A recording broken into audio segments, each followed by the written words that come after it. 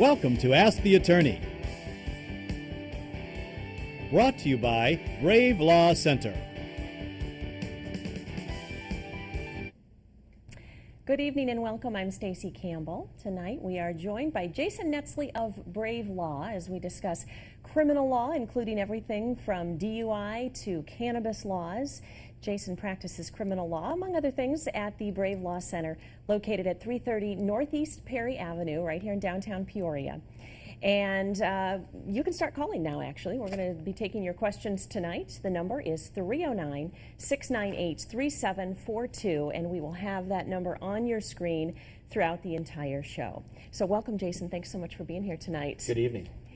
So I think we've all seen crime shows before on TV where we've seen somebody read their rights, and I don't know if everybody understands their rights really as an American citizen, and we all have rights. So why don't we start there? Say you're arrested. What are our rights? Sure. Well, in general, every day I have a case that comes across my desk, and I think, did this person never watch an episode of Law and Order on TV? Because they haven't asserted the right to an attorney by the time the case has gotten to me. They haven't asserted the right to remain silent, and that can present some challenges and obstacles to us in representing them. So in general, when a client comes to us, really they don't want to be lectured. They want help. It can be a scary, confusing time when a family member, a loved one, or you yourself is facing some type of charge, even if it's a basic traffic ticket. Right, and part of your job as an attorney is to offer your clients different options and kind of resolve that situation. So why don't you walk us through that from the time they come to see you and what that process is like? Sure. Well, it really depends upon the individual facts of whatever case we have, whether it's a simple traffic ticket or a DUI, or if there's some type of drug-related charge. We can be looking at a really minor ticket all the way up to felony charges where clients could be facing decades in prison. And we need to take that on a case-by-case basis. Did they assert their rights? Did they decline to help the police in their prosecution by not giving them information that could be taken out of context and used against them? Mm-hmm. That's one reason why, if we want to have police interviews, I would want my clients to talk with me first before we would ever consider doing that, because we don't want anything they say to be misconstrued and used against them. Right. At this time, we still have a number of constitutional rights, regardless of the election result. Okay, we're not even going to get into that. Let's switch gears a little bit and talk a little bit about DUI. So say you make a mistake and you get a DUI, or you have repeated traffic violations. Without an attorney, you might not understand what your options are to restore your driving privileges, but you do have options, right? You do. And you mentioned repeated traffic violations on top of DUI. And any number of things can cause a license suspension, a license revocation, basically a loss of license, where if you continue to drive, mm-hmm. you're going to be arrested and you could face a misdemeanor or a felony. So all the time, folks come to us, and even if it's just a youngster who hasn't told his parents about traffic tickets, and the parents get a notice in the mail saying, hey, this child is losing his license.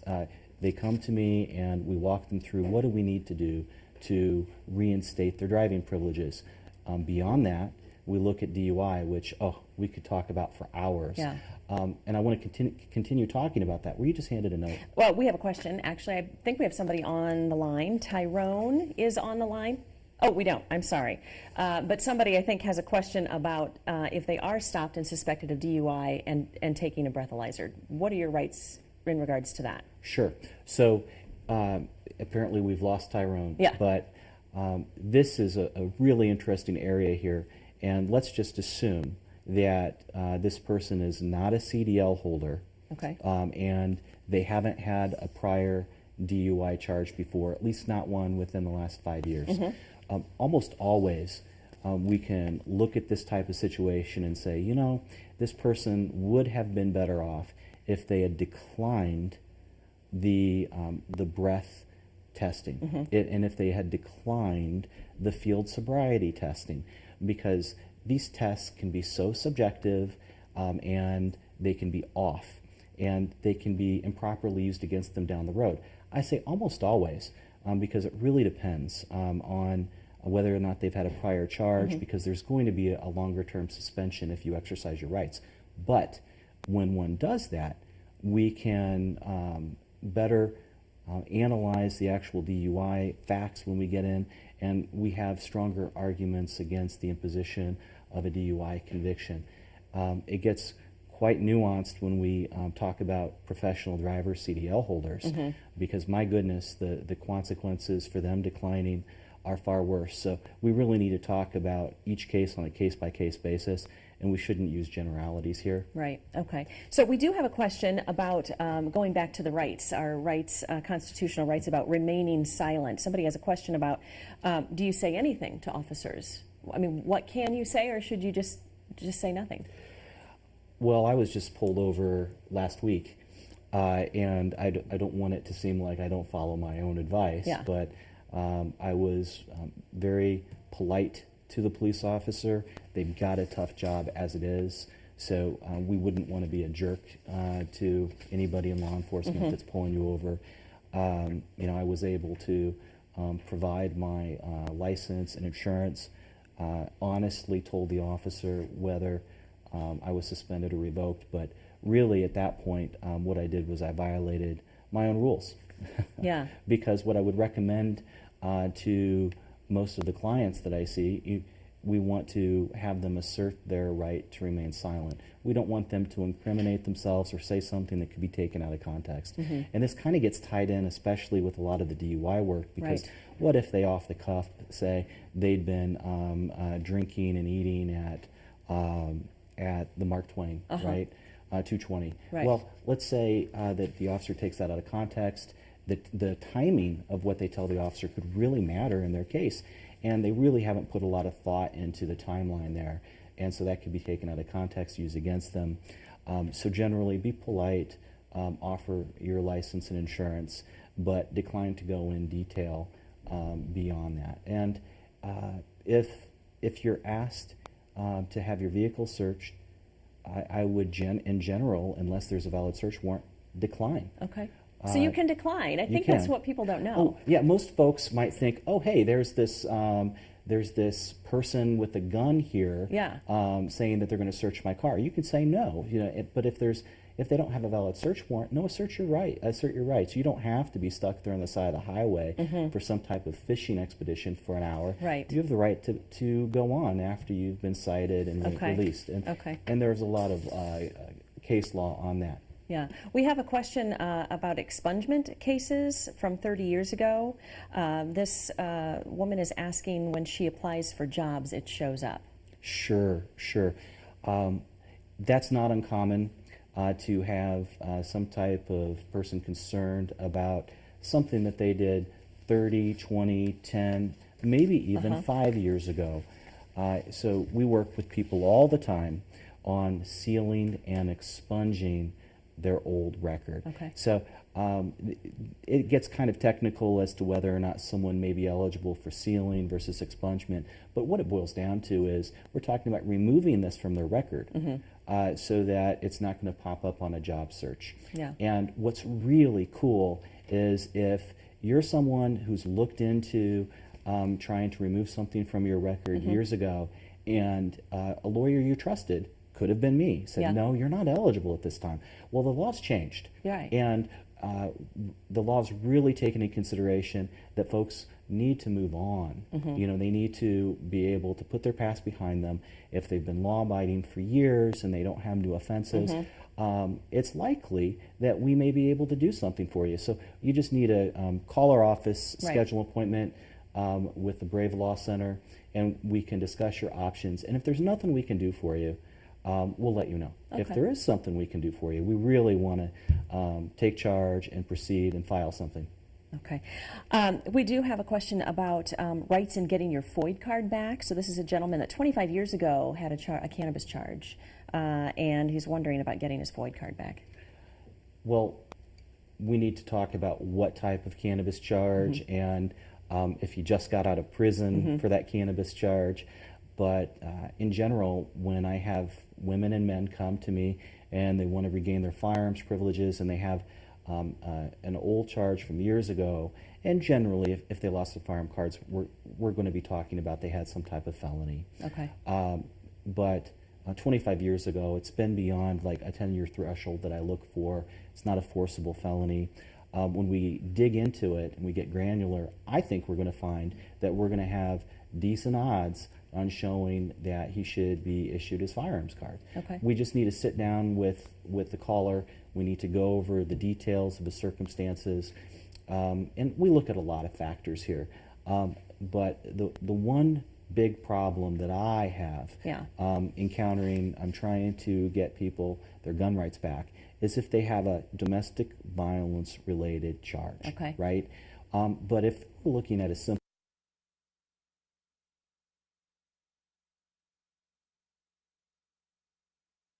I just assume that there's a likelihood that we're going to be able to help this person get their gun rights back. Okay, great. Jason, you know your stuff. We are going to take a break now, but we've got lots more questions, so don't go anywhere. We'll be back to take your calls. And welcome back to Ask the Attorney. I'm Stacey Campbell. We have Jason Netzley from the Brave Law Center with us, and we're having quite a discussion about FOID cards before the break, but we were talking about cannabis a little bit with that FOID card. And let's talk a little bit about cannabis laws because they've changed, right? Oh, they most certainly have.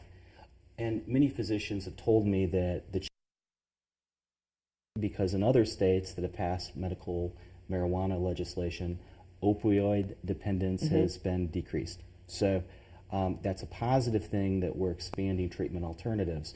But beyond folks who obtain medical cannabis licenses, the laws on small amounts of cannabis have changed. So no longer are people being sent to jail over having really small amounts, less than 10 grams of cannabis. It's a civil offense, right? It is a civil offense, so it's non-jailable, and we kind of talked about sealing and expungement a few minutes ago.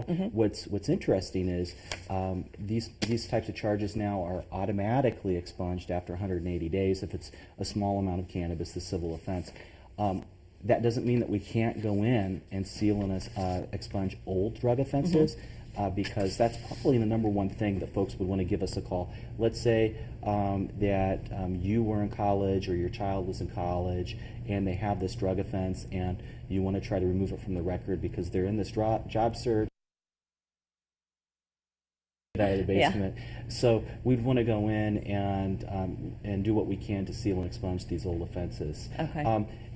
But I don't want to rattle on. I see that you're getting a ton of messages here. Well, we have lots of questions. Yeah, this is from a 30-year-old, a DUI question. Can it be used against you if you get another one now? So I'm guessing they had one before. Yes. You know, the answer is always, to any question, it depends, and meet with us to talk for specifics. But what we have here, if we have a 30-year-old DUI, it's likely going to show up on their court purposes driving abstract, and they won't qualify as a first offender, and they're not going to be eligible for court supervision anymore. 30 years ago, one could get court supervision multiple times during the 80s for East Still. Right. But now they will not be eligible, so it's very important how we proceed on the new case. Okay. So that's something that we really need to sit down and review. Okay, I think we do have a caller on the line right now. Diane, I think is her name. Diane, are you there? Brian, I'm sorry, Brian. Brian, are you there? Yeah, this is Brian. I'm here. Hi, Brian. What's your question? Well, I got a DUI about 3 years ago. I did refuse to blow for the DUI, but in this county, they took me to the hospital and drew blood. I wasn't sure if that was a legal process or not, but I went through that, and I'm all done with it now.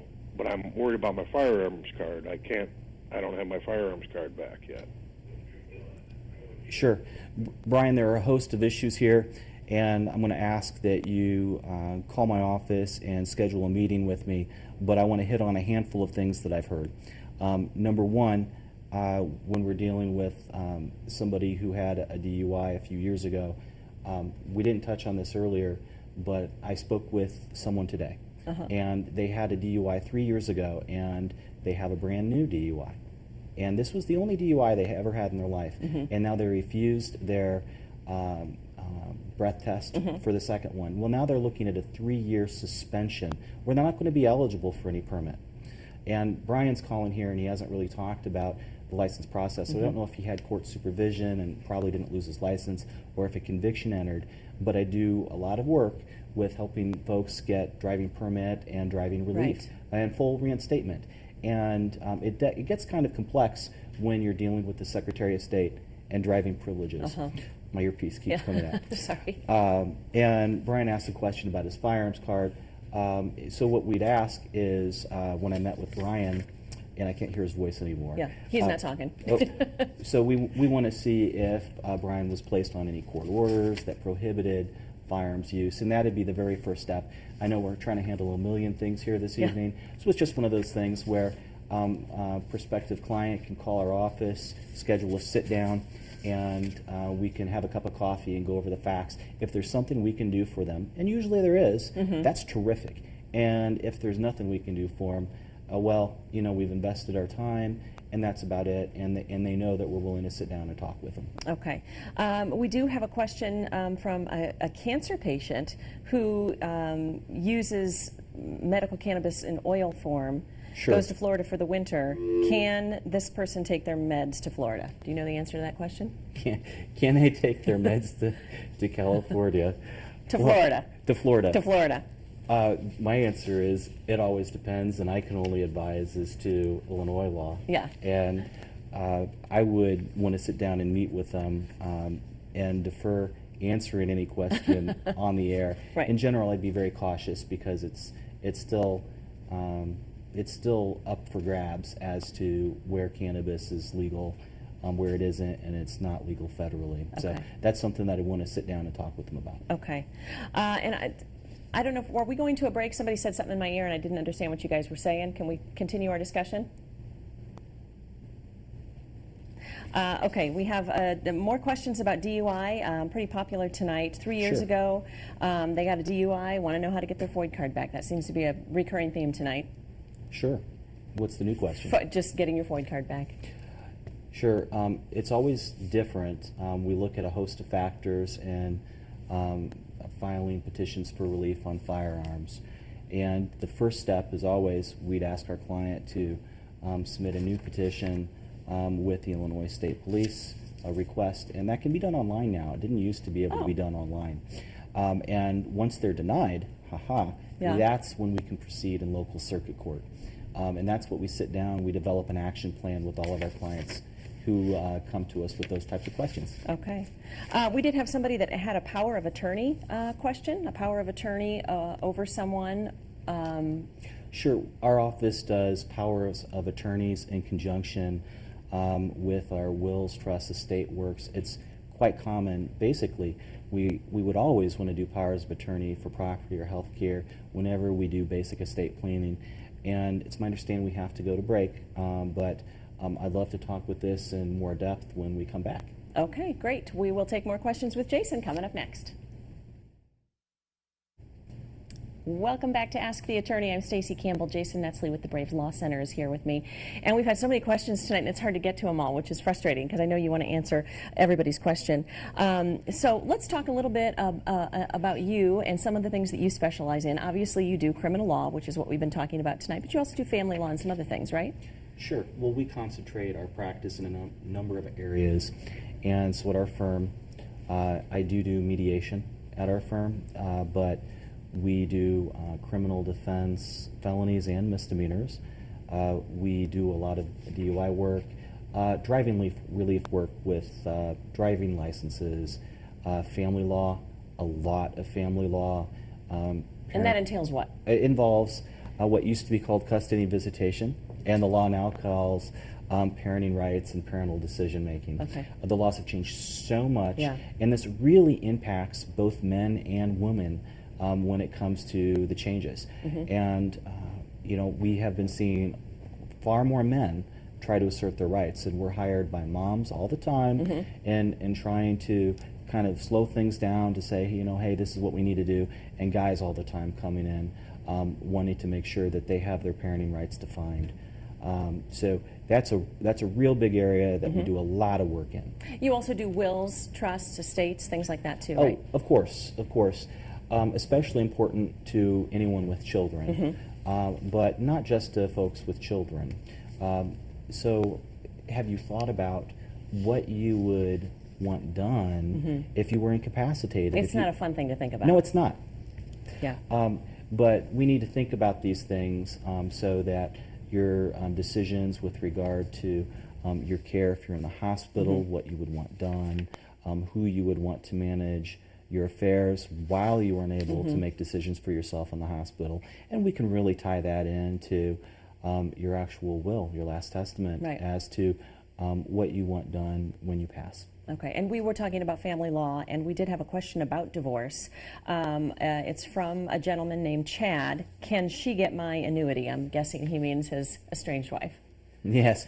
Chad, don't know if you're a Boilermaker or you work somewhere else, but yes, she likely can get your annuity. But the answer is always, it really depends.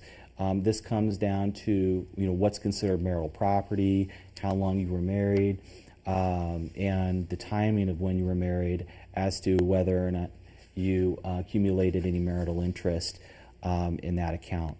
So that's something that we would always want you to meet up with us on. And as a practical matter, it's why you need to sit down with us to discuss your options, because generally we sit down and propose an action plan and a proposed divorce agreement, and we want it to be fair. You can't have it be unconscionable, and yet you want it to be phrased in a certain way that protects you as much as possible. So by agreement, could we get your spouse in and sign off on a judgment that protects your annuity? Of course. Yes. We can prepare a fair agreement that accomplishes that. Okay. And folks do that all the time. We want to let people know how to get in touch with you. Your office is at 330 Northeast Perry Avenue in Peoria. You're also in Lewiston. 156 North Adams Street in Lewiston, and the phone number is there on your screen, 309-213-2216. You can also go to your website, which I went to, and it's a very nice website. Lots of information. It is getbravelaw.com. And certainly anybody who called in today and didn't get their questions answered can certainly call you anytime at that number, right? Certainly. Call us at the number. Go to our website. You can look at some of our areas of concentration at getbravelaw.com. That's getbravelaw.com. We talked at the beginning of the show, you do criminal law, you do some family law, you do wills, trusts, probates, estates, all of that kind of stuff. So if you've got any of those types of questions for Jason Netzly of Brave Law, you can give him a call at the number that you saw on your screen. So great. Good job. Thanks so much for joining us tonight and for calling in with your questions, watching Ask the Attorney. You can find Brave Law in Peoria and Lewiston, as we mentioned. Give them a call at 213-226 or visit the website at getbravelaw.com. Join us again. Until then, I am Stacy Campbell. Good night to you.